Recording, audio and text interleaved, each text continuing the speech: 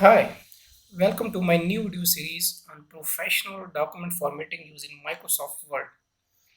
In this video, I will teach you how to convert an ugly and rough document into a clean and professional document.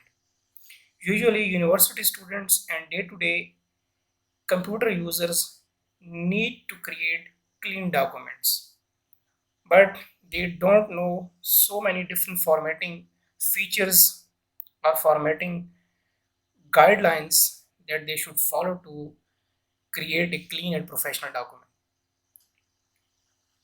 As you can see in this video series, I will be covering so many topics like different page settings, creating table of contents, list of figures, list of tables, how to insert cross references, and so on.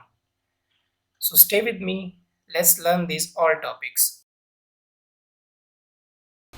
This is the document that I will use throughout this video series, and I will apply each and every formatting guideline and formatting function on this document. As you move through this document, you can see this document is not clean.